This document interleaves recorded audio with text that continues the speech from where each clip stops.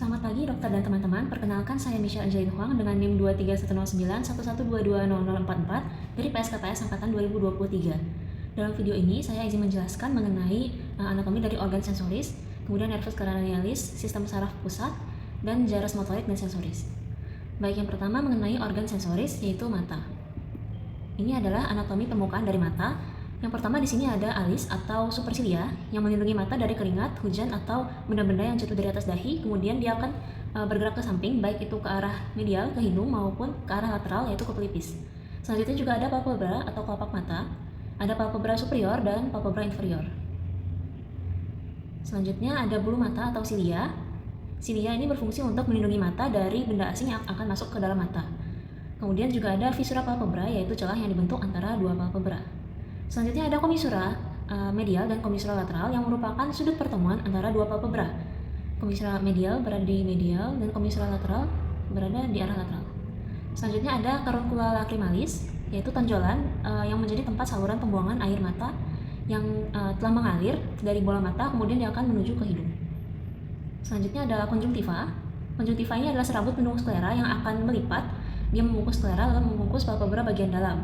Di antara kedua lapisan tersebut ada ruang yang disebut cavum conjunctiva. Di dalam cavum conjunctiva ini air tidak bisa keluar karena ada lapisan lemak di dasar silia. Selanjutnya adalah sklera. Sklera itu yang berwarna putih karena dia tidak berpigmen dan dia merupakan jaringan ikat yang kuat. Selanjutnya untuk aparatus lacrimalis mata, itu yang pertama adalah glandula lacrimalis. Jadi glandula lacrimalis itu berada di superolateral palpebra, tepatnya di antara musculus orbicularis oculi superior dan profundus. Kemudian saat kita berkedip, maka glandula lacrimalis itu akan terperas sehingga dia akan mengeluarkan cairan air mata. Kemudian dia dialirkan ke seluruh bola mata lalu ke caruncula lacrimalis. Kemudian di sini ada punctum lacrimalis. Jadi dia air mata itu akan mengalir ke situ, kemudian masuk ke ductus lacrimalis, nasacus lacrimalis, lalu ke ductus nasolacrimalis, sehingga air mata itu akan terdrainase dari mata menuju ke hidung. Nah, muaranya itu akan berada di meatus nasi inferior pada kavitas nasi. Nah, jadi air mata itu sebenarnya dia tidak stagnan ada di bawah mata saja, tapi dia itu akan terus mengalir dari ductus lacrimalis yang menghasilkannya, kemudian dia akan terdrainase melalui ductus nasolacrimalis ke dalam kavitas nasi, tepatnya bermuara di meatus nasi inferior. Selanjutnya adalah otot-otot bola mata. Jadi otot bola mata itu dapat dibedakan menjadi dua, ada otot-otot ekstraokular dan otot-otot intraokular atau otot eksternal dan internal. Nah, untuk otot eksternal itu fungsinya untuk menggerakkan bola mata, sedangkan otot internal itu untuk gerakan lensa mata. Untuk otot eksternalnya itu terbagi menjadi 6. Yang pertama ada musculus rectus superior, kemudian juga ada musculus rectus inferior, kemudian ada musculus rectus lateralis, musculus rectus medialis, itu untuk yang lurus. Kemudian untuk yang oblik itu ada musculus obliquus superior dan musculus obliquus inferior. Nah, untuk musculus rectus superior, musculus rectus medius, dan musculus rectus inferior sama musculus obliquus inferior itu diinervasi oleh nervus oculomotoris atau nervus cranialis yang ketiga. Sedangkan untuk musculus rectus lateralis dia akan diinervasi oleh nervus trochlearis atau nervus cranialis keempat, dan musculus obliquus superior akan diinervasi oleh nervus abducens yaitu nervus cranialis keenam. Kemudian otot-otot tersebut dia akan berkumpul atau berorigo di satu titik yang dinamakan dengan annulus tendineus communis atau dikenal juga sebagai annulus of Zinn.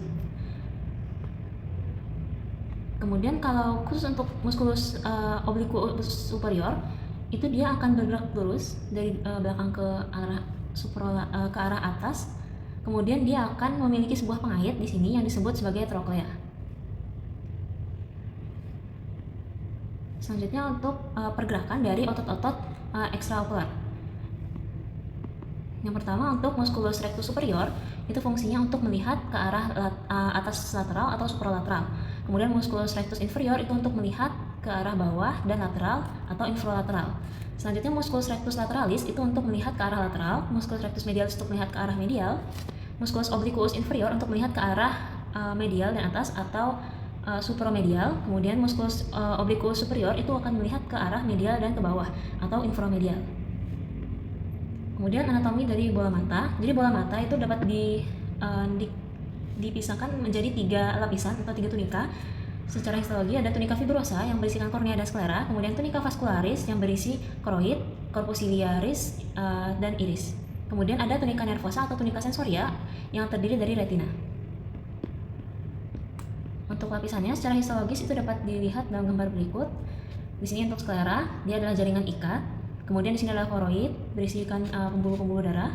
Kemudian di sini juga ada epitel yang membatasi antara koroid dan retina, disebut juga sebagai membran Bruch. Kemudian di sini ada segmen luar dari sel batang dan sel kerucut yang merupakan fotoreseptor atau reseptor cahaya yang berada di dalam retina. Kemudian ada juga nukleus, lapisan stratum nuklear. Dia adalah lapisan yang terdiri dari nukleus dari sel batang dan sel kerucut. Kemudian juga ada lapisan sinaptik yang di bagian luar. Kemudian ada lapisan nuklei dari neuron bipolar. Kemudian ada lamina sinaptik yang berada di dalam, dan juga lapisan ganglion. Baik, selanjutnya mengenai struktur aksesori mata dari potongan sagital. Yang pertama di sini ada tarsal plate atau tarsus. Itu adalah suatu struktur jaringan ikat yang dia menempel pada musculus levator palpebra. Kemudian di sini juga tarsal plate itu fungsinya untuk membuat palpebra itu menjadi kaku, sehingga saat mata itu dikucek maka dia tidak akan berubah bentuknya akan tetap. Kemudian juga ada sinus venosus sclera atau canal of Schlemm atau canalis Schlemmi. Itu dia adalah saluran kecil di sudut anterior dari kornea dan sklera. Selanjutnya anatomi internal dari mata. Ini yang tadi canal of Schlemm. Baik, kemudian di sini akan terlihat adanya ini potongan transversal sehingga terlihat lapisan-lapisannya, ada kornea. Kemudian ini ada lensa. Antara kornea dengan lensa itu ada sebuah ruangan yang disebut dengan anterior chamber atau kamera oculi anterior. Kamera oculi anterior yang berisi humor aqueous. Kemudian di belakang lensa sebelum ke retina itu ada namanya corpus vitreus. Itu berisi ada yang namanya posterior chamber atau kamera oculi posterior yang dia itu berisi corpus vitreus atau humor vitreus. Namun lebih disebut sebagai corpus vitreus karena dia lebih konsentrasinya lebih kental. Kemudian di sini juga ada otot intraokular yaitu musculus ciliaris yang fungsinya untuk akomodasi lensa. Kemudian di sini juga ada di area sekitar pupil itu akan ada musculus sphincter pupilla yang fungsinya itu untuk mengkonstriksi ataupun mendilatasi pupil. Jadi ketika konstriksi itu disebut juga miosis, ketika dilatasi disebut juga midriasis. Miosis terjadi apabila rangsangan cahaya yang masuk itu banyak, sedangkan midriasis akan terjadi apabila dalam ruangan yang gelap atau rangsangan cahaya yang masuk itu tidak banyak. Baik, di sini untuk kornea itu dia berwarna bening karena tidak ada vaskularisasi. Dan karena tidak ada vaskularisasi maka dia akan mendapatkan nutrisi ataupun energi itu dari difusi cairan. Kemudian untuk cairannya sendiri di sini ada humor aqueous di bagian sini anterior chamber. Dia disebut humor karena dia tuh cair. Kemudian untuk yang di belakang yang corpus vitreus itu dia lebih disebut corpus vitreus dibandingkan humor vitreus karena dia itu terbuat dari gelatin dan konsentrasinya tentunya lebih kental. Kemudian untuk lensa itu adalah jaringan kristal bening yang seperti kelereng dan dia terlihat setelah bagian kapsulnya itu dibuka. Akan terlihat seperti ini.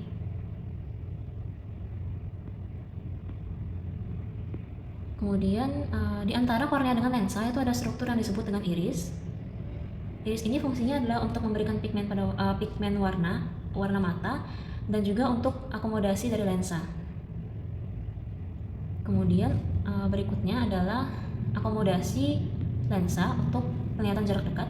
Jadi pertama musculus ciliaris itu akan berkontraksi, kemudian dia akan tertarik ke depan ke dalam, kemudian tegangan dari ligamentum suspensorium di lensa itu akan menurun.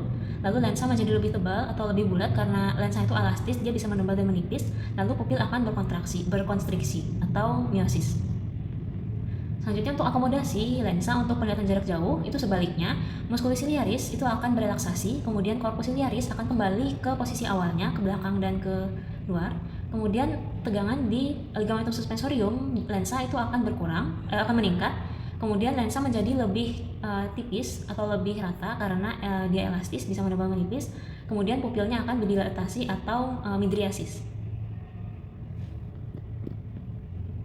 Ini untuk anatomi mata dari bagian anterior. Di sini bisa terlihat adanya kornea, kemudian ini untuk kamera okuli anterior, kemudian ini ada iris, lensa. Di sini untuk kamera okuli posterior. Kemudian di sini terdapat ligamen suspensorium lensa yang fungsinya itu untuk menggantung lensa. Lalu ada corpus ciliaris yang tersusun dari processus ciliaris dan musculus ciliaris. Musculus ciliaris ini adalah salah satu otot intrinsik dari pupil, dari bola mata, tepatnya dia di area pupil. Kemudian juga ada kanal sclera atau sinus venosus sclera. Kemudian juga ada sclera dan untuk pembuluh darahnya. Selanjutnya untuk produksi humor aqueous dan tekanan intraokular. Jadi untuk processus ciliaris itu fungsinya adalah untuk menghasilkan humor aqueous. Kemudian pada kamera okuli posterior, humor aqueous ini akan berjalan menelusuri kamera okuli posterior melewati pupil di kamera okuli anterior. Kemudian di kanalis clem atau canal of Schlemm atau sinus venosus sclera akan terjadi reabsorpsi dari humor aqueous. Kemudian di sini untuk klinisnya itu adalah glaukoma. Glaukoma itu terjadi apabila tekanan intraokular itu meningkat karena menumpuknya humor aqueous. Bisa terjadi karena duktusnya yang tersumbat atau misalkan penghasilan produksinya itu terlalu banyak. Kemudian selanjutnya ini adalah retina. Untuk retina sendiri di sini ada macula lutea dan juga discus opticus. Jadi setelah keluar dari canalis centralis, maka ini akan terlihat seperti ini retina. Di sini juga ada fovea centralis setengah macula lutea yang bulat. Yang kemudian juga ada discus opticus di sisi medial. Ini untuk lebih skematiknya. Di sini ada pembuluh darahnya, arteriol dan vena supranasal, kemudian juga ada arteriol dan vena supratemporal. Kemudian macula lutea itu untuk penglihatan detail seperti jarak dekat, kemudian juga reseptor utama untuk penglihatan dan warna. Selanjutnya juga ada fovea centralis yang merupakan pusat dari macula lutea yang memiliki konsentrasi tertinggi dari sel konus. Selanjutnya juga ada arteriol dan vena infratemporal, arteriol dan vena infranasal. Kemudian juga ada physiological cup dan di sini ada discus opticus. Discus opticus ini ukurannya sekitar 1,5 mm. Dia bisa berbentuk bulat ataupun oval, berada di retina, dan dia akan menjadi jalur lewatnya nervus opticus atau nervus cranialis kedua untuk memasuki retina. Ini untuk histologi dari retina. Jadi paling atas itu ada pigmen epiteliumnya. Kemudian di sini ada sel batang dan sel kerucut. Sel batang dan sel kerucut sebagai lapisan atau lamina fotoreseptor. Kemudian juga ada lapisan synaptic externum. Kemudian juga ada lamina bipolar. Di sini ada sel-sel seperti sel horizontal, sel bipolar, dan sel amakrin. Kemudian juga ada lamina synaptic internum dan juga lamina ganglion di sini. Kemudian di paling bawah ini adalah pembuluh darah atau vaskularisasi dari retina. Untuk jalurnya itu di sini akan dilewati oleh nervus opticus. Kemudian di sini untuk sel batang dan sel kerucut, intinya sel batang itu bertanggung jawab untuk penglihatan perifer ke arah kiri dan kanan, juga untuk penglihatan di tempat yang gelap atau night vision. Sedangkan untuk sel konus atau sel kerucut dia akan bertanggung jawab untuk penglihatan yang melibatkan warna. Jadi kalau untuk sel batang itu dia bisa melihat di tempat yang gelap, tapi dia tidak bisa membedakan warna. Sedangkan sel kerucut itu dia hanya bisa melihat di tempat yang terang, tapi dia akan membedakan warna-warna. Ini untuk penjelasan lebih detailnya lagi. Di sini ada diskus, kemudian ada mitokondria, kompleks Golgi dan nukleusnya ini untuk sel rod atau sel batang. Sedangkan untuk sel kerucut dia ada melanin granul, kemudian juga ada mitokondria, nukleus. Di sini untuk sinaptiknya bisa terlihat kalau sinaptik terminal dari sel konus atau sel kerucut itu lebih besar daripada sel batang. Selanjutnya ini untuk fotopigmen dari sel batang. Jadi pertama di sini cahaya itu akan masuk, kemudian menyebabkan isomerisasi dari fotopigmen. Awalnya itu dari cis retinal, opsin yang terikat dengan cis retinal, kemudian dia akan menjadi karena ada cahaya, dia akan menjadi transretinal, tetap berikatan dengan opsin. Ini untuk yang pigmen yang berwarna. Selanjutnya transretinal akan memisah dari opsin sehingga menjadi tidak berwarna atau colorless. Kemudian enzim retinal isomerase akan mengkonversi transretinal menjadi cisretinal, tapi opsinnya masih tetap yang tidak berwarna. Kemudian cisretinal akan berikatan dengan opsin. Di sini ada di diskus membran. Kemudian dia siklusnya akan terus berulang. Kemudian selanjutnya ini untuk fotomikroskopik histologi dari mata ada sklera, koroid, dan retina. Untuk otot intrinsik ini pergerakannya, jadi untuk serabut ototnya itu ada yang sirkular dan ada yang longitudinal. Ketika yang serabut otot sirkular itu dia terkena cahaya yang terang yang cukup, itu dia akan berkontraksi sehingga dia akan mengecil, pupil itu akan miosis atau berkontriksi. Ini untuk yang dalam keadaan cahaya normalnya. Kemudian ini yang apabila dalam cahaya redup, maka muskulus sirkularisnya itu dia muskulus radialnya akan berkontraksi sehingga pupil itu akan berdilatasi atau melebar atau midriasis. Baik, selanjutnya adalah tentang visual pathway. Jadi di sini diawali dengan visual field atau medan visual, di mana setiap mata itu memiliki dua bagian. Ada yang bagian nasal itu yang mengarah ke hidung, dan juga bagian temporal yang mengarah ke luar, ke dekat telinga atau lateral. Kemudian di sini ada binocular visual field. Itu adalah area di mana medan visual dari kedua mata itu akan tumpang tindih dan memungkinkan kita untuk melihat secara persepsi kedalaman atau 3 dimensi. Itu di area binocular visual field. Kemudian untuk jalur dari retina ke otak, dia pertama di sini dari nervus opticusnya, dia akan dari sini dia akan ke retina. Kemudian di retina cahaya yang masuk itu akan ditangkap oleh si retina karena dia mengandung sel-sel fotoreseptor yaitu sel konus dan sel rod. Retina itu dibagi menjadi dua bagian. Ada retina nasalis yang akan menangkap informasi dari medan visual temporal. Kemudian juga ada temporal retina untuk menangkap informasi dari medan visual nasal. Selanjutnya untuk nervus opticusnya atau nervus cranialis kedua, dia akan mentransmisikan atau mengantarkan informasi dari retina melalui nervus ini. Kemudian dari masing-masing mata itu akan membawa informasi dari separuh medan visualnya, baik itu nasal maupun temporal. Kemudian di sini adalah chiasma opticum atau persilangan dari serabut nasal retina yang akan menyilang ke arah berlawanan sehingga memungkinkan informasi dari medan visual kiri sini untuk baik dari medan visual kiri, baik dari mata kanan maupun mata kiri untuk diproses di otak kanan. Dan juga berlaku sebaliknya, informasi dari medan visual kanan itu akan bisa diproses di otak kiri. Kemudian ada tractus opticus. Jadi setelah persilangan di chiasma opticum, serabut saraf itu akan membentuk tractus opticus. Nah, tractus opticus ini fungsinya adalah membawa informasi visual ke nucleus geniculatum lateralis di thalamus. Selanjutnya, nucleus geniculatum lateralis ini dia akan sinyal-sinyal visual dari tractus opticus itu akan diproses lebih lanjut sebelum dikirim ke korteks visual primer di otak. Thalamus ini fungsinya sebagai relay informasi sensorik. Kemudian di sini juga ada radiasi optik. Jadi dari nucleus geniculatum lateralis, serabut saraf yang disebut optic radiation itu akan mengirimkan informasi ke korteks visual primer tepatnya di bagian lobus occipitalis. Selanjutnya juga ada primary visual cortex. Primary visual cortex itu adalah salah satu bagian di otak yang fungsinya itu untuk memproses penglihatan. Jadi di situ otak itu akan memproses informasi visual sehingga kita itu bisa mengenali suatu objek, mau itu objek benda, warna, gerakan, dan detail visual lainnya itu bisa dikenali karena adanya korteks visual primer. Karena biasanya di sekitar korteks itu ada tempat-tempat yang menyimpan memori. Jadi dengan demikian dari jalur visual itu kita bisa menerima informasi dari lingkungan dan menginterpretasikannya.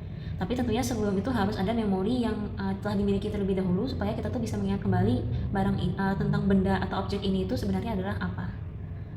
Kemudian selanjutnya itu adalah ini untuk pathway visual. Pertama dari sel konus, kemudian juga ke neuron bipolar, lalu ke sel ganglion akson yang membentuk nervus opticus, kemudian ke chiasma opticum, tractus opticum, nucleus geniculatum lateralis di thalamus, kemudian radiasi opticus, kemudian juga ke korteks visual primer di lobus occipitalis. Ini secara singkatnya dari yang tadi. Kemudian untuk refraksi cahaya, pathway-nya itu dimulai dari bulbar konjungtiva.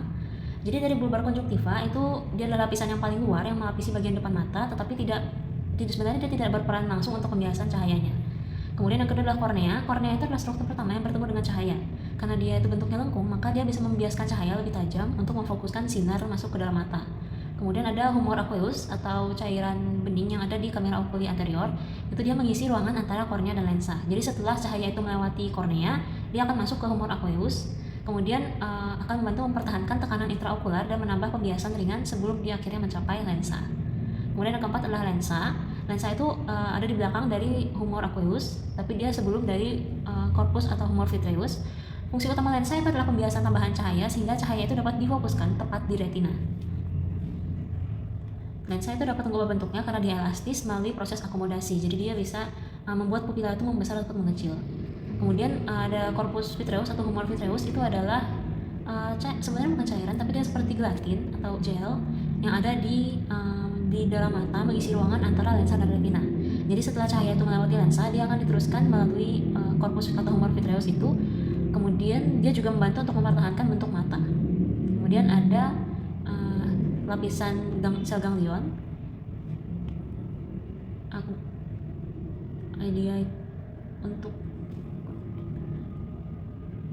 Kemudian ada lapisan sel ganglion yang mana dia itu merupakan lapisan retina yang mengirim sinyal ke otak melalui nervus opticus. Untuk dari humor vitreous itu ke lapisan fotoreseptor terlebih dahulu karena dia berada di retina. Dia adalah lapisan pertama di mana cahaya itu difokuskan lalu dikonversi jadi listrik, menjadi impuls listrik. Kemudian sel-sel fotoreseptor itu terdiri dari sel batang dan sel kerucut. Dia akan sel batang itu untuk penglihatan di tempat yang redup, sedangkan sel kerucut itu untuk tempat terang untuk penglihatan warna. Kemudian ada lapisan bipolar, itu adalah perantara yang meneruskan impuls sinyal listrik itu dari fotoreseptor ke sel ganglion. Jadi di situ adalah proses sinyal menjadi cahaya. Proses sinyal setelah cahaya diubah menjadi impuls elektrik oleh fotoreseptor yang ada di lapisan fotoreseptor tadi. Kemudian baru ke lapisan ganglion, di mana itu adalah lapisan terakhir retina yang mengirimkan sinyal listrik ke otak melalui nervus opticus. Sinyal dari sel ganglion itu akan dikirimkan ke otak sehingga terjadi pengolahan visual lebih lanjut. Kemudian ada lapisan sinaptik, itu biasanya di tengah-tengah di antara dua lapisan.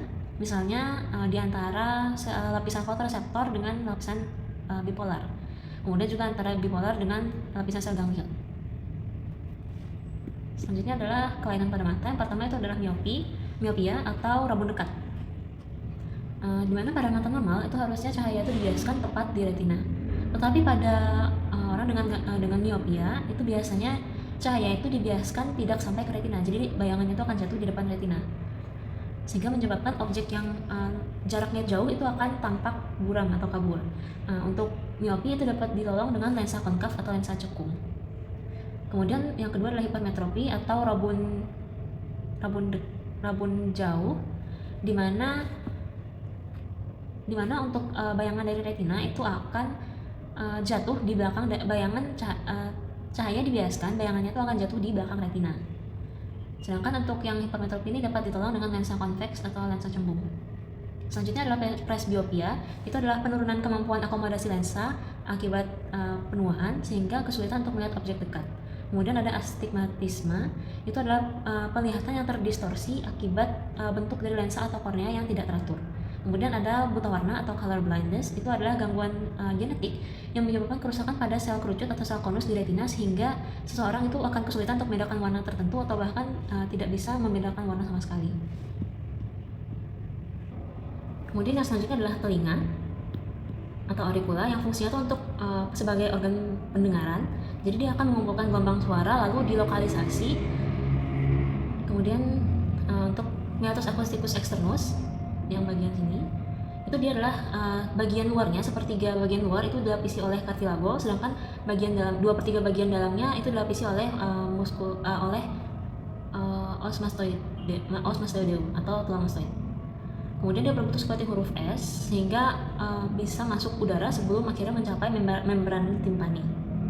Kemudian di sini juga ada glandula cerumen yang menghasilkan cerumen atau seperti bahan yang untuk menghaluskan atau melembutkan kulit di area meatus acousticus externus itu.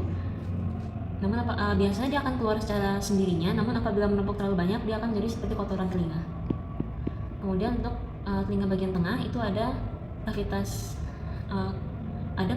auricula, ada middle ear cavity, kemudian juga ada adytus dan antrum sebagai batasnya. Kemudian juga ada mastoid air cells dan tuba eustachii yang mengarah ke arah faring, kemudian ke arah tenggorokan.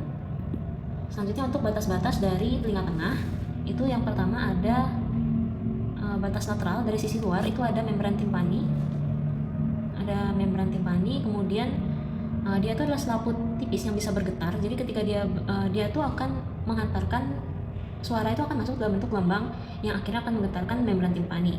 Baru kemudian ditransmisikan ke bagian berikutnya yang lebih dalam lagi. Kemudian untuk batas medial atau di batas sisi dalamnya itu ada dinding labirin yang memisahkan antara labirin telinga dalam, dia juga mengandung koklea dan struktur vestibular atau struktur untuk keseimbangan.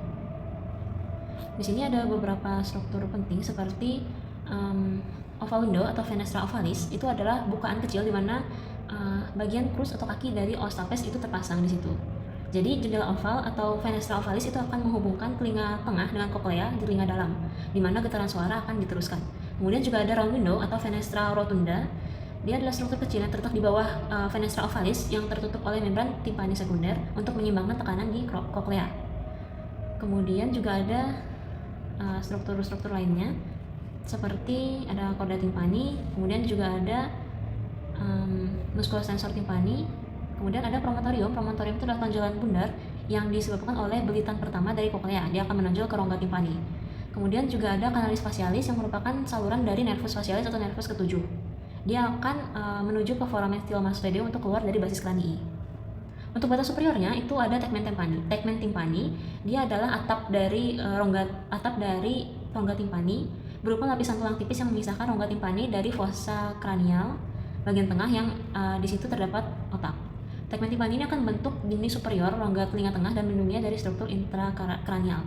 Kemudian untuk batas inferiornya atau lantainya itu terdapat dinding jugularis, di mana lantai telinga tengah itu dibentuk oleh tulang yang memisahkan rongga timpani dari bulbus vena jugularis interna.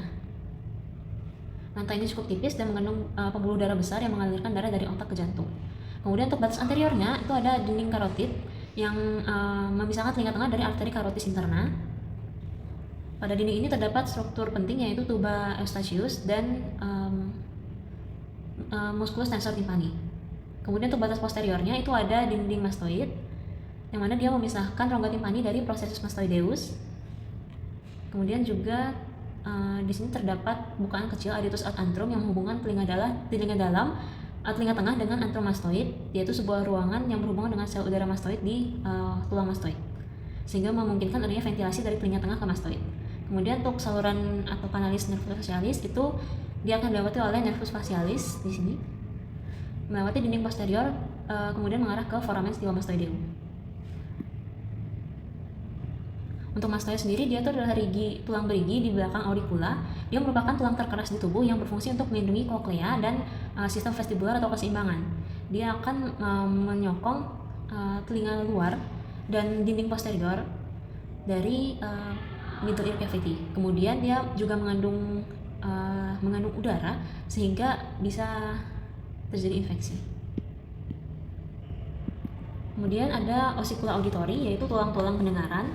Jadi tulang pendengaran itu ada 3, ada os malleus, incus, dan stapes. Di mana untuk malleus itu menempel pada umbo, kemudian incus itu untuk menghubungkan, dan stapes itu adalah tulang yang terkecil di tubuh. Dia itu bagian kakinya atau perusnya itu akan masuk di jendela oval atau fenestra ovalis tadi di dinding medial. Fungsinya itu adalah untuk memfokuskan atau mengamplifikasi getaran dari telinga bagian tengah ke bagian yang lebih kecil sehingga bisa menggetarkan cairan di dalam koklea. Selanjutnya ada beberapa otot-otot yang menunjang untuk pendengaran, yaitu ada musculus tensor timpani, kemudian ada ini ada malleus, incus, dan stapes di dalam. Kemudian juga ada tendon dari musculus stapedius, kemudian juga ada ini bagian kaki dari stapes, kemudian ini membran timpaninya, dan ini ada tubo faringotimpani. Untuk musculus stapedius itu dia melekat pada stapes dan dia akan berkontraksi sebagai respon dari suara yang nyaring. Kemudian untuk apabila terlalu sering mendengarkan suara yang nyaring atau vibrasinya itu kuat, maka akan menyebabkan perubahan pada stapes itu sehingga menjadi kurang efisien dalam mengurangi suara yang nyaring itu, sehingga bisa menyebabkan pada berkurangnya tingkat pendengaran. Kemudian ini adalah gambaran dari koklea. Koklea itu dia akan spiral karena ada penelitian yang mengatakan bahwa itu fungsi dari koklea yang berbentuk spiral itu untuk lebih mensensitifkan frekuensi rendah pada beberapa mamalia. Selanjutnya adalah pathway auditory, yang mana dimulai dari energi akustik. Jadi dari energi akustik, proses auditori itu akan dimulai ketika energi akustik atau gelombang suara itu dihasilkan oleh sumber suara. Kemudian energi ini akan merambat melalui udara sebagai getaran gelombang suara. Kemudian selanjutnya itu adalah dia akan masuk ke pina atau daun telinga, di mana gelombang suara itu akan diarahkan menuju meatus acousticus externus. Untuk pina sendiri fungsinya itu untuk mengumpulkan gelombang suara sehingga masuk ke meatus acousticus externus. Kemudian di meatus acousticus externus sendiri itu dia adalah saluran yang menghubungkan telinga bagian luar dengan membran timpani. Jadi suara itu akan merambat sebagai gelombang akustik hingga mencapai membran timpani. Selanjutnya membran timpani itu gelombang suara akan mencapai membran timpani atau gendang telinga. Dia akan apabila ada energi akustik suara, dia akan merespon dengan cara bergetar. Getaran ini kemudian akan mengubah energi akustik menjadi energi mekanik. Kemudian ada hammer malleus, itu getaran, di mana getaran dari membran timpani itu akan diteruskan ke 3 tulang pendengaran atau osikula tadi, yaitu yang pertama ke malleus, karena malleus ini terhubung langsung ke membran timpani di bagian yang lebih luar. Jadi dia akan ikut bergetar ketika membran timpani itu bergetar. Kemudian selanjutnya adalah incus. Getaran dari malleus itu akan diteruskan ke incus. Kemudian incus ini akan menghubungkan malleus ke stapes. Stapes itu adalah tulang yang paling kecil yang menerima getaran yang diteruskan oleh incus. Kemudian stapes itu akan mentransmisikan atau mengirimkan getaran itu ke jendela oval melewati bagian kaki dari stapes itu sendiri atau foot plate-nya. Jadi kaki dari stapedius itu dia terhubung ke oval window atau fenestra ovalis. Jadi ketika stapes itu bergetar, maka otomatis foot plate-nya juga ikut bergerak bolak-balik bergetar juga, sehingga menciptakan tekanan pada cairan telinga melalui fenestra ovalis. Kemudian selanjutnya juga ada perilim. Jadi getaran dari stapes itu akan mendorong cairan yang disebut dengan perilim ini di dalam skala vestibuli. Jadi di dalam telinga itu ada 3 skala, ada skala vestibuli, skala media, dan skala timpani. Kemudian dari perilim itu kan di bagian skala vestibuli. Selanjutnya dia akan menggerakkan endolim yang ada di skala media. Kemudian selanjutnya dia akan ke membran basilaris, di mana gelombang cairan itu menyebabkan getaran pada membran basilaris ini yang berfungsi sebagai dasar dari organ korti. Organ korti ini adalah reseptor dari pathway auditory ini. Kemudian ada hair cells, sel rambut, itu adalah sel reseptornya, itu adalah sel rambut di organ korti, dia ada di atas membran basilar.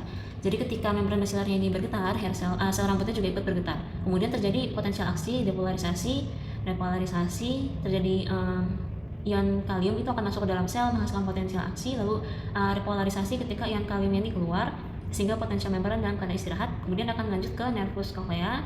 Nervus cochlearis itu mentransmisikan potensial aksi dari sel-sel rambut ke nervus cochlearis ini, lalu kemudian ke nervus cranialis ke-7, nervus cranialis ke-8, nervus vestibulocochlearis, sehingga membawa informasi pendengaran dari koklea ke otak.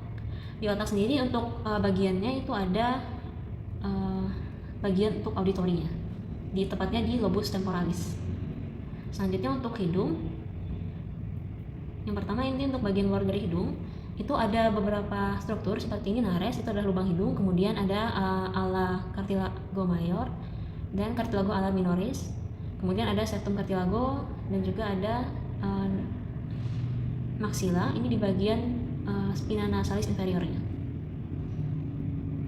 Kemudian ini di sini ada bagian-bagian seperti konka, ada konka nasi superior, kemudian meatus nasi superior, konka nasi media, meatus nasi media, konka nasi inferior, meatus nasi inferior. Selanjutnya juga sama. Kemudian untuk sinus paranasalis. Jadi sinus paranasalis itu adalah bagian seperti rongga-rongga yang mana itu akan membantu meringankan beban dari tengkorak. Nah, sinus paranasalis ini ada 4, ada sinus frontalis di os frontal, kemudian sinus atau selula ethmoidalis, juga ada sinus maxillaris yang paling besar, kemudian juga ada sinus phaedoidalis di bagian dalam. Ini tampak dari potongan sagittalnya. Ada sinus frontalis, sinus selula ethmoidalis, kemudian sinus sphenoidalis, dan ini sinus maxillaris. Kemudian ini untuk penghantaran impuls penciuman ke otak, itu pertama dari sini, dari mencium dia akan ke nervus ethmoidalis anterior, kemudian diteruskan ke ini nervus olfactorius, ada bulbus olfactori, kemudian ke tractus olfactorius, lalu dilanjutkan ke bagian yang lebih atas untuk meneruskannya ke otak. Kemudian di sini juga ada ganglion, ganglion pterygopalatina. Di sini adalah gabungan dari nervus nasopalatina, ada nervus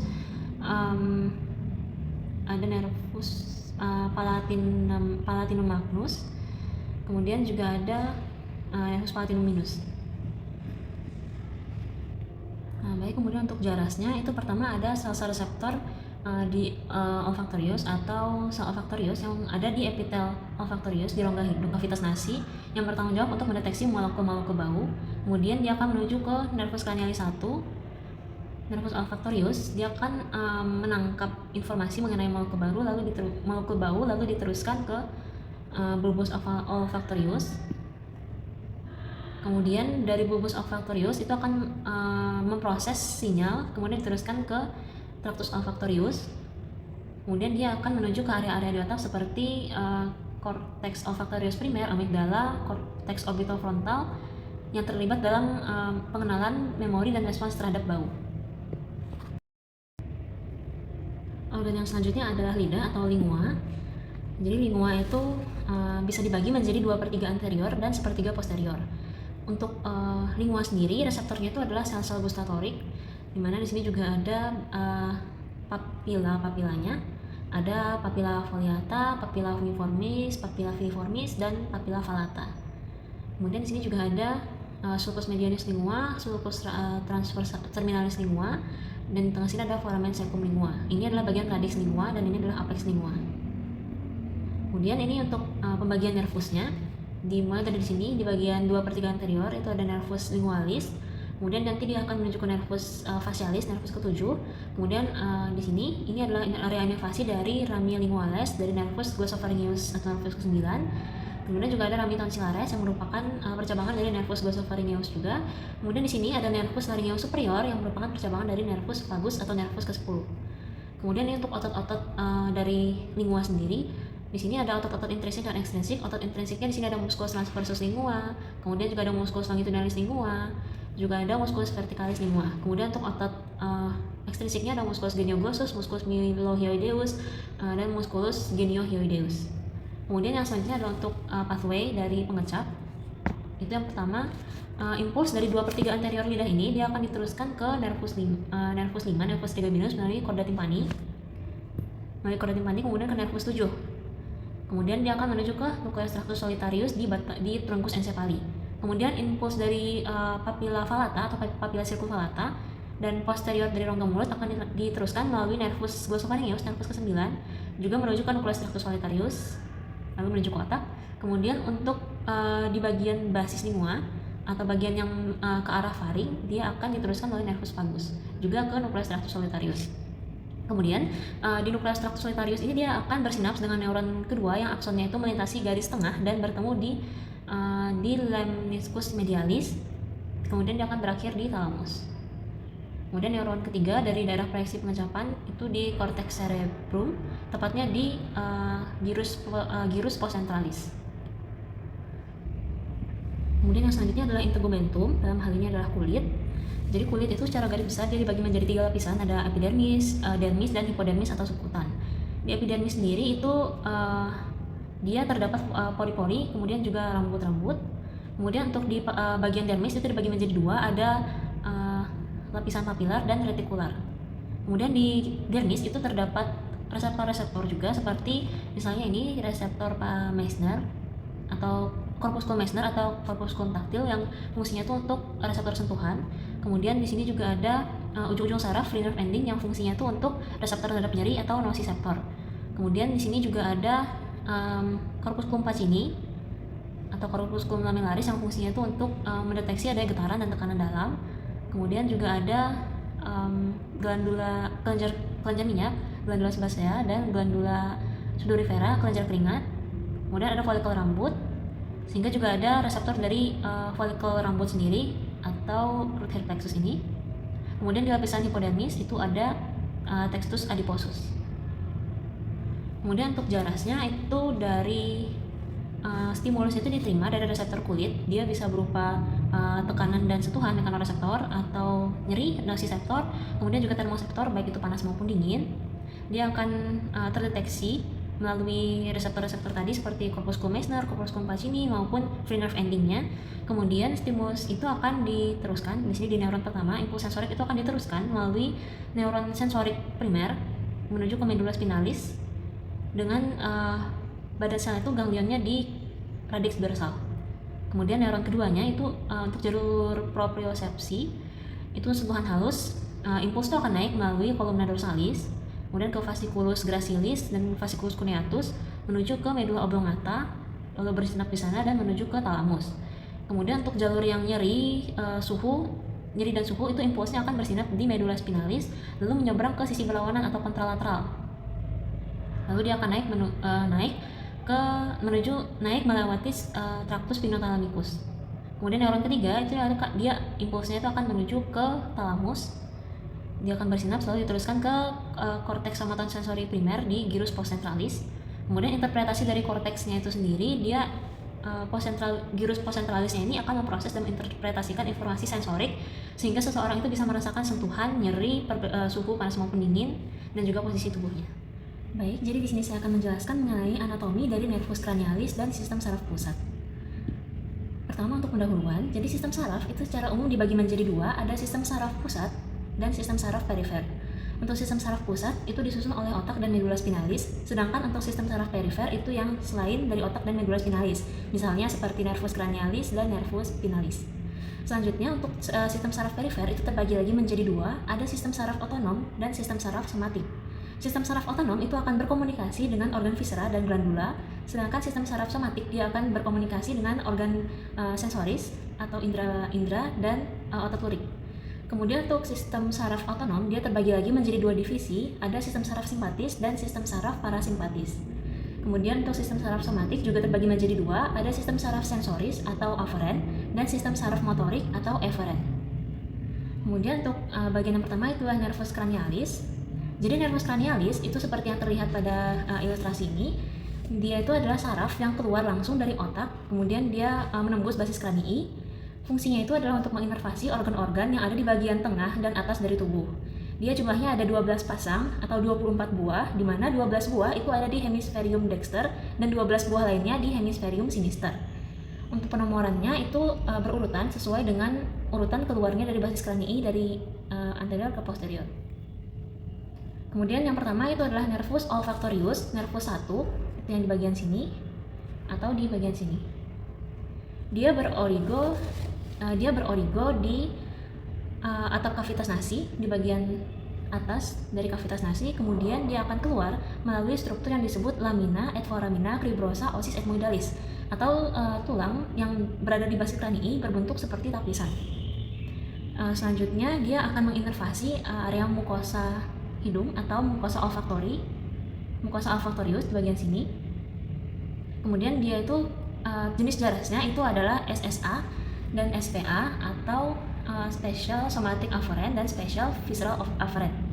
Untuk fungsinya jelas dia adalah saraf yang berfungsi untuk menghidu atau mencium bau. Selanjutnya adalah nervus. Untuk bagian ini memperlihatkan lamina et foramina cribrosa ossis ethmoidalis yang merupakan tempat keluar dari nervus olfactorius.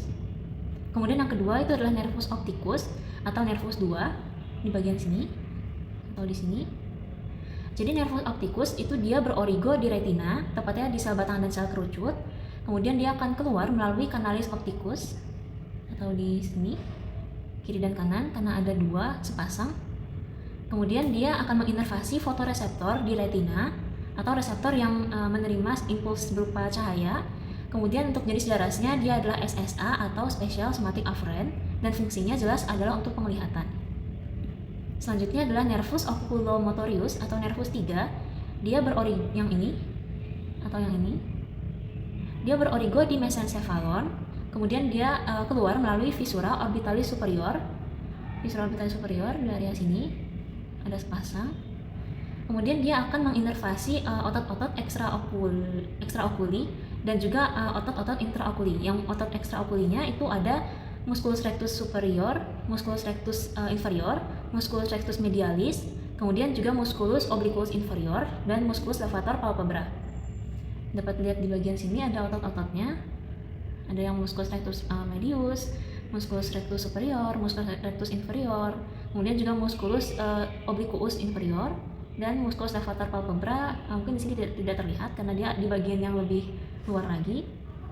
Kemudian untuk otot-otot intraokuli atau intraokularnya itu adalah musculus sphincter pupilla. Dia ada di area pupila, di mana dia itu fungsinya adalah untuk kontriksi dari pupila apabila ada rangsangan dari cahaya atau disebut juga miosis. Kemudian juga menginervasi musculus ciliaris untuk akomodasi dari lensa. Untuk jenis jarasnya itu adalah GSE dan GVE atau General Somatic Efferent dan General Visceral Efferent. Kemudian fungsinya itu yang pertama untuk pergerakan mata karena dia menginervasi otot-otot ekstraokuli dan intraokuli. Yang mana itu ekstraokular itu untuk pergerakan bola mata dan juga pergerakan kelopak mata. Sedangkan yang otot-otot intraokulinya itu untuk akomodasi lensa dan juga seperti konstriksi atau miosis dari pupil. Ini tadi untuk tempat keluarnya dari visceral orbitalis superior. Selanjutnya adalah nervus keempat, nervus trochlearis. Di bagian sini sepasang juga. Nah, nervus trochlearis ini dia berorigo di mesencephalon, kemudian dia akan keluar juga melalui viscera orbitalis superior. Kemudian dia menginervasi musculus extraoculi, tapi selain dari yang diinervasi oleh nervus oculomotorius tadi, yaitu musculus obliquus superior. Untuk jenis jarasnya itu adalah GSE atau General Somatic Efferent. Kemudian fungsinya untuk pergerakan bola mata spesifik untuk yang diinervasi yaitu musculus obliquus superior. Kemudian selanjutnya adalah nervus kelima yaitu nervus trigeminus. Dia akan berorigo di pons, kemudian dia akan keluar melalui viscera orbitalis superior, kemudian foramen rotundum dan foramen oval. Kenapa dia memiliki 3 tempat keluar? Jadi nervus trigeminus itu dia bercabang menjadi 3. Ada nervus ophthalmicus, nervus maxillaris, dan nervus mandibularis. Nah, untuk viscera orbitalis superior itu merupakan tempat keluar dari nervus ophthalmicus. Kemudian foramen rotundum itu adalah tempat keluar dari nervus maxillaris, sedangkan foramen ovale itu adalah tempat keluar dari nervus mandibularis. Untuk jenis jarasnya dia adalah GSA dan GVE atau General Somatic Efferent dan Special Visceral Efferent. Kemudian fungsinya itu adalah untuk sensasi pada bagian kulit wajah dan juga untuk inervasi otot-otot mastikasi atau otot-otot pengunyah seperti musculus temporalis dan musculus masseter. Juga termasuk musculus pterygoideus. Selanjutnya nervus abducens atau nervus 6 di bagian sini dan sini. Nervus abducens itu dia berorigo di pons, kemudian dia akan keluar melalui viscera orbitalis superior. Dia akan menginervasi musculus extraoculi juga, tapi selain yang diinervasi oleh nervus oculomotorius dan nervus trochlearis, yaitu musculus rectus lateralis.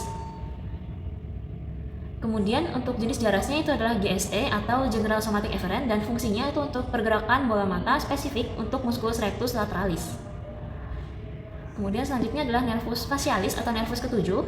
Nervus facialis di area sini, dia akan bercabang menjadi 5. Yang pertama ada rami temporales ke arah temporal, musculus temporalis. Kemudian rami zygomatici itu dia mengarah ke musculus zygomaticum. Rami buccalis dia melewati musculus buccalis.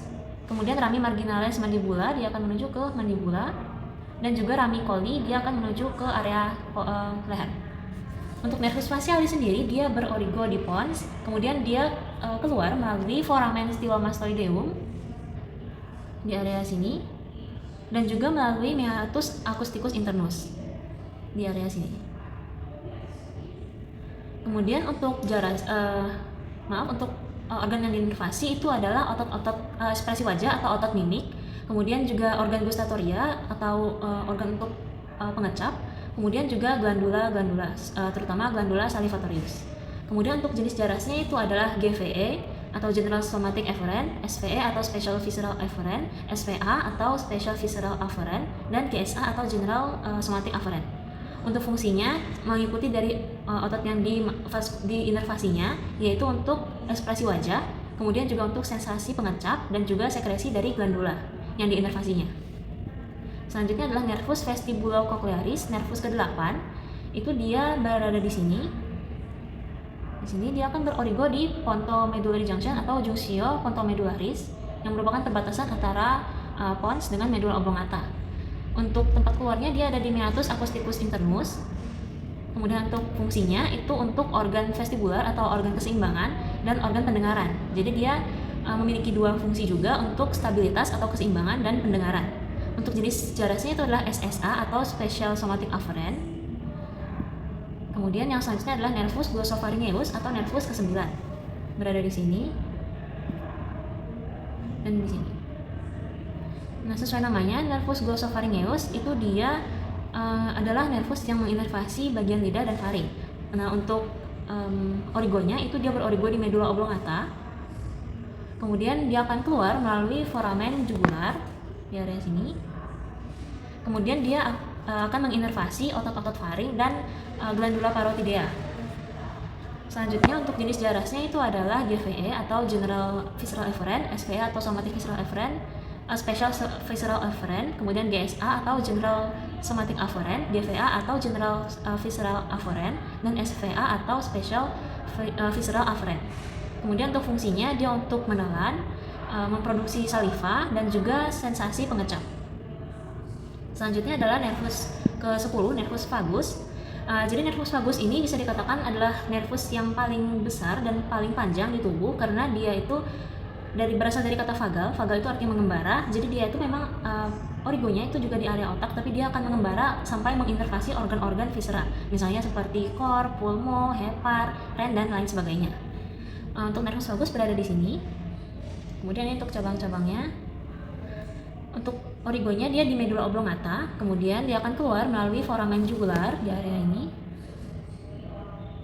Kemudian dia akan menginervasi otot-otot faring dan otot-otot laring, kemudian dia akan menginervasi organ-organ viscera. Untuk jenis jarasnya itu adalah GVE atau General Visceral Efferent, SVE atau Special Visceral Efferent, GSA atau General Somatic Afferent, GVA atau General Visceral Afferent, dan SVA atau Special Visceral Afferent. Untuk fungsinya dia itu berfungsi mendominasi dari sistem saraf parasimpatis. Selanjutnya adalah nervus ke-11, nervus accessorius di area ini. Pasang juga. Nah, nervus accessorius itu dia berorigo di medula oblongata, kemudian dia akan keluar melalui foramen jugular dan foramen magnum. Dia akan menginervasi dua otot, yaitu musculus trapezius dan musculus sternocleidomastoideus. Jenis jarasnya itu adalah GSE atau General Somatic Efferent. Kemudian fungsinya itu untuk pergerakan leher dan bahu sesuai dengan otot yang dinervasinya, yaitu musculus trapezius dan musculus sternocleidomastoideus, di mana musculus trapezius itu untuk pergerakan bahu dan musculus sternocleidomastoideus untuk pergerakan leher. Selanjutnya adalah nervus ke-12, nervus hypoglossus. Dia berada di sini. Dia akan berorigo di medula oblongata, kemudian keluar melalui canalis nervi hypoglossi di sini.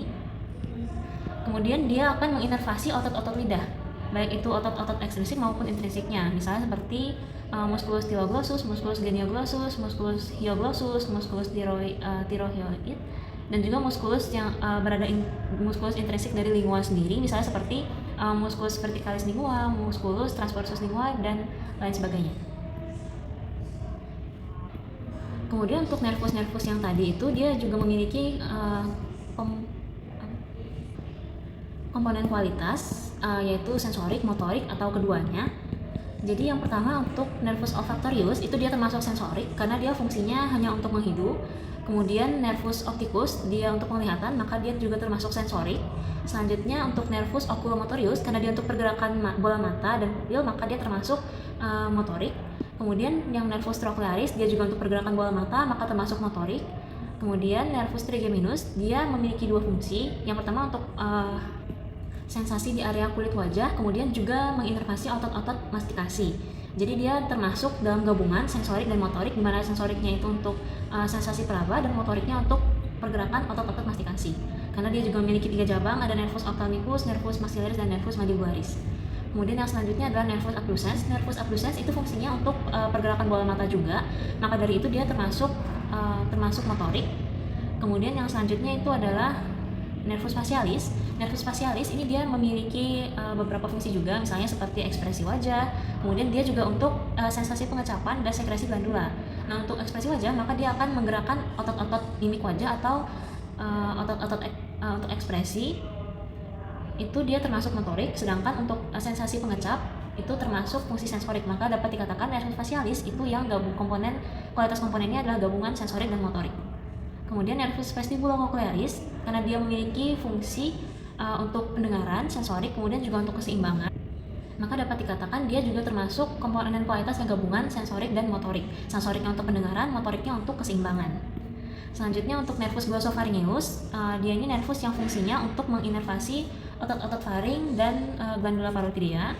Maka dapat dikatakan dia termasuk saraf yang kualitas komponennya itu adalah gabungan sensorik dan motorik. Karena dia fungsinya pertama tuh untuk menelan, kemudian untuk memproduksi saliva, dan dia juga sensorik untuk sensasi pengecapan. Kemudian selanjutnya nervus vagus. Nervus vagus itu fungsinya itu sebagai saraf utama untuk sistem saraf simpatis. Dia termasuk yang kualitas komponen gabungan antara sensorik dan motorik karena dia menginervasi organ-organ viscera, itu termasuk pergerakan dan sensorisnya. Selanjutnya nervus accessorius. Nervus accessorius itu nervus yang menginervasi musculus trapezius untuk pergerakan bahu dan musculus sternocleidomastoideus untuk pergerakan leher, maka dia termasuk kualitas komponen motorik. Kemudian nervus hypoglossus itu dia untuk pergerakan lidah, menelan dan berbicara, maka dia fungsi kualitas komponennya termasuk yang motorik. Selanjutnya tentang sistem saraf pusat. Jadi secara umum otak itu dibagi menjadi 3, ada prosencephalon, mesencephalon, dan trombencephalon. Untuk prosencephalon dia akan menjadi telencephalon dan diencephalon. Kemudian mesencephalon itu tetap menjadi mesencephalon, dan trombencephalon dia akan menjadi metencephalon dan myelencephalon. Pertama untuk telencephalon, jadi telencephalon itu terbagi menjadi korteks cerebri, subkorteks, ganglia basalis, dan limbik. Pertama untuk korteks cerebri dan subkorteks. Nah ini dapat dilihat ada bagian yang memiliki warna yang berbeda, ada gray matter dan white matter. Untuk gray matter dia di bagian luar itu disebut juga substansia grisea. Kemudian untuk white matter itu di bagian dalam disebut juga substansia alba. Kemudian untuk substansia grisea itu berwarna abu-abu karena dia di situ hanya terdapat badan sel, tidak ada mielin. Sedangkan kalau yang substansia alba itu berwarna putih karena ada akson yang bermielin. Kemudian untuk struktur-struktur lainnya di sini untuk bagi substansia grisea itu disebut juga sebagai cerebral cortex, sedangkan yang substansia alba itu disebut juga sebagai subcortex. Untuk bagian-bagiannya di sini ada corpus callosum. Corpus callosum itu bagian yang berbentuk seperti atap ini. Kemudian ada fornix di bagian tengah, di bagian bawah dari corpus callosum. Kemudian ada ventriculus lateralis. Kemudian juga ada di tengah sini ada pembatasnya disebut dengan septum pellucidum. Kemudian ini adalah area thalamus, yaitu daerah yang lebih menonjol di bawah dari fornix. Kemudian ada di bagian sini itu ada tonjolan di bagian tengah, itu disebut juga adesio interthalamica. Kemudian ada ini ventriculus tertius, kemudian ada lentiformis, dan juga ini area robus temporalis. Kemudian selanjutnya ada ganglia basalis. Ganglia basalis itu terbagi jadi beberapa struktur penting. Di sini ada ventriculus lateralis, dia ada 2, dextra sinistra. Kemudian ada ventriculus tertius dan ventriculus tertius dan ventriculus quadrangularis. Namun di sini yang terlihat hanya ventriculus lateralis. Kemudian di sini di bagian bawahnya itu ada nucleus caudatus. Kemudian ini ada putamen dan ini adalah globus pallidus. Maka putamen dan globus pallidus ini akan membentuk struktur yang disebut nucleus lentiformis. Kemudian juga terdapat claustrum di sini. Kemudian di bagian ini adalah potongan yang dilihat dari arah frontal. Di sini ada septum pellucidum di bagian tengahnya, kemudian corpus callosum. Di sini ada commissura anterior, kemudian juga ada corpus amygdaloidea. Kemudian di bagian selanjutnya itu adalah limbik. Jadi limbik itu tersusun dari beberapa struktur, misalnya ini ada amigdala sebagai respon emosionalnya, kemudian ada hipokampus. Hipokampus itu sebagai tempat pembentukan memori. Kemudian ada hipotalamus yang fungsinya itu untuk homeostasis. Kemudian ada talamus yang fungsinya itu untuk filter dan relay informasi. Kemudian ada gyrus singulum yang fungsinya itu untuk fungsi kognitif. Kemudian ada juga nucleus accumbens yang fungsinya itu untuk pusat kesenangan. Sedangkan struktur lainnya seperti yang tadi juga ada corpus callosum, fornix, kemudian ada corpus mammillae, kemudian juga ada fasciculus mammillothalamicus, dan juga gyrus dentatus. Kemudian selanjutnya ini adalah cerebrum. Di sini terbagi menjadi di sini terlihat ada yang 4 lobus, ada lobus frontalis, lobus parietalis, lobus temporalis, dan lobus occipitalis. Nah, untuk landmarknya itu adalah sulcus centralis yang memisahkan antara lobus frontalis dengan lobus parietalis. Kemudian juga terdapat sulcus lateralis yang memisahkan lobus frontalis, lobus parietalis, dan lobus temporalis. Selanjutnya juga ada incisura preoccipitalis yang memisahkan membagi antara lobus temporalis dan lobus occipitalis. Nah, untuk lobus frontalis sendiri, landmarknya adalah sulcus centralis. Kemudian di bagian depannya itu adalah gyrus precentralis. Di depan lagi ada sulcus precentralis. Kemudian ada gyrus frontalis superior. Kemudian juga ada sulcus frontalis superior di bagian sini. Kemudian ada gyrus frontalis medius. Kemudian juga terdapat gyrus frontalis inferior. Di sini ada 2 pars, ada gyrus frontalis inferior pars triangularis dan gyrus frontalis inferior pars orbitalis. Kemudian yang memisahkan antara gyrus frontalis medius itu adalah sulcus frontalis inferior. Sulcus frontalis inferior. Selanjutnya ada gyrus frontalis inferior yang pars opercularis. Jadi untuk gyrus frontalis inferior, mohon maaf, dia dibagi menjadi 3 pars. Ada gyrus frontalis inferior pars triangularis, pars orbitalis, dan pars opercularis. Selanjutnya adalah lobus parietalis. Untuk lobus parietalis sendiri, dia ada beberapa struktur yang menjadi penanda. Yang pertama itu juga sama, ada gyrus sulcus centralis yang menjadi landmarknya. Kemudian dia memiliki gyrus di belakang dari sulcus centralis, gyrus postcentralis, kemudian sulcus postcentralis, lalu sulcus intraparietalis yang memisahkan dengan lobus parietal. Kemudian juga ada memisahkan lobus parietal dengan lobus occipitalis. Kemudian juga ada lobus parietalis superior, lobus parietalis inferior, lobulus parietalis superior, lobulus parietalis inferior, dan yang memisahkan dengan lobus occipitalis itu adalah sulcus parieto-occipitalis. Kemudian terdapat juga gyrus supramarginalis dan gyrus angularis. Sementara untuk di bagian dalamnya, di sini terlihat adanya struktur yang disebut precuneus. Ini juga bagian dari lobus parietalis. Kemudian juga ada lobulus paracentralis yang ada di depan dari precuneus. Kemudian untuk lobus occipitalis, struktur yang menjadi landmark atau penandanya itu adalah sulcus lateralis. Di mana sulcus lateralis ini memiliki nama klinis sulcus silvii atau sulcus silvius. Kemudian juga ada incisura preoccipitalis, sebuah cekungan kecil di sini. Nah, untuk struktur gyrus dan sulcusnya, pertama ada gyrus temporalis inferior, lalu ada sulcus temporalis inferior, terus ada gyrus temporalis medius, kemudian sulcus temporalis superior, dan gyrus temporalis superior. Selanjutnya adalah lobus occipitalis. Untuk lobus occipitalis hanya bisa dilihat dari bagian potongan di tengahnya. Jadi lobus occipitalis itu berada di sini. Dia yang memisahkannya itu adalah incisura preoccipitalis, memisahkannya dari lobus temporalis, dan sulcus parieto-occipitalis memisahkannya dari lobus parietal. Kemudian di sini ada suatu sulcus yang dapat terlihat dari bagian ini adalah sulcus lunatus. Kemudian di bagian dalam ini terlihat adanya cuneus. Kemudian ada gyrus lingualis yang berbentuk seperti lidah. Kemudian juga ada sulcus calcarinus atau fissura calcarina. Untuk gyrus lingualis sendiri di area ini, kemudian untuk sulcus calcarina itu berada di sini. Selanjutnya adalah area Brodmann, di mana area Brodmann ini membagi otak berdasarkan fungsi-fungsinya. Misalkan dari lobus frontalis itu ada area Brodmann 4 dan 6, di mana area Brodmann 4 itu untuk primary motor cortex, sedangkan yang area Brodmann 6 itu untuk secondary motor cortex. Kemudian di sini juga terdapat area 44 dan 45 yang dikenal juga dengan sebutan area Broca. Area Broca ini fungsinya untuk berbicara. Kemudian selanjutnya adalah diencephalon yang terdiri dari talamus, epitalamus, subtalamus, dan hipotalamus.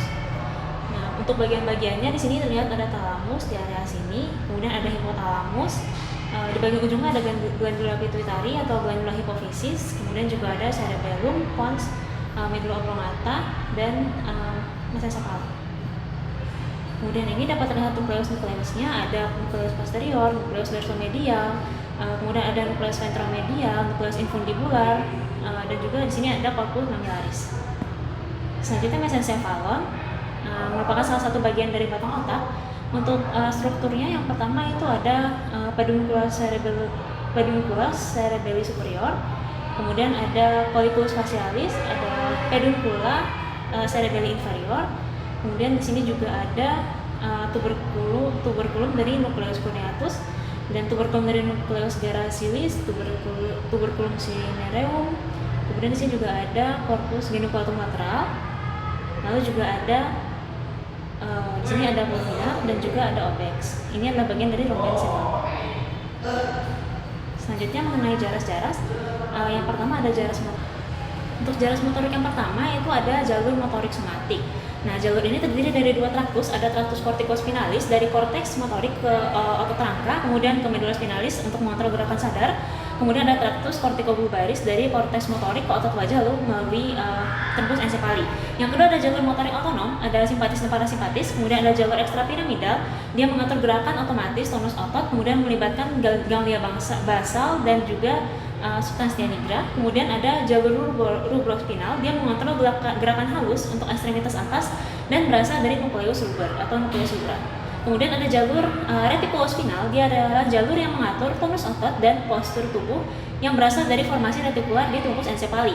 Kemudian ada jalur vestibulospinal, dia adalah jalur yang menjaga keseimbangan dan postur tubuh serta menerima informasi dari telinga dalam. Kemudian yang selanjutnya itu adalah jaras sensorik. Jaras sensorik yang pertama ada jalur columna dorsalis atau dorsal column medial lemniscal pathway. Jadi jalur ini akan mengangkut informasi sensorik terkait sentuhan halus, getaran, tekanan, dan propriosepsi serta melibatkan 3 neuron dari reseptor ke medulla spinalis melalui fasciculus cuneatus dan fasciculus gracilis, kemudian ke medulla oblongata, ke thalamus, lalu terakhir ke korteks somatosensorik. Kemudian yang kedua adalah jalur spinothalamikus, dia adalah jalur yang mengangkut informasi terkait nyeri, suhu, dan sentuhan kasar. Neuron pertamanya ada di medulla spinalis, kemudian neuron kedua melintasi medulla spinalis dan naik ke thalamus, lalu neuron ketiga akan menuju ke korteks somatosensorik. Kemudian yang ketiga adalah jalur spinocerebralis atau spinocerebellar. Dia adalah jalur yang mengangkut informasi proprioseptif tidak disadari untuk koordinasi gerakan dan keseimbangan. Terdiri dari jalur dorsalis yang tidak menyeberang dan jalur ventralis yang akan menyeberang atau menyilang 2 kali. Kemudian dia akan menuju cerebellum untuk melakukan gerakan otomatis. Mungkin sekian yang dapat saya sampaikan. Mohon maaf apabila terdapat kesalahan dalam pemilihan kata. Terima kasih banyak. Selanjutnya untuk area Brodmann dari lobus parietalis itu adalah area Brodmann 3, 2, dan 1. Area Brodmann 3, 2, dan 1 ini yang merupakan area 3 itu adalah yang merupakan korteks sensori primer di daerah gyrus postcentralis. Kemudian untuk area Brodmann dari lobus temporalis itu adalah area 41 dan 42, itu disebut merupakan korteks auditori primer yang disebut juga dengan area Hassel. Kemudian juga ada area 22 yaitu secondary auditory cortex yang disebut juga dengan area Wernicke.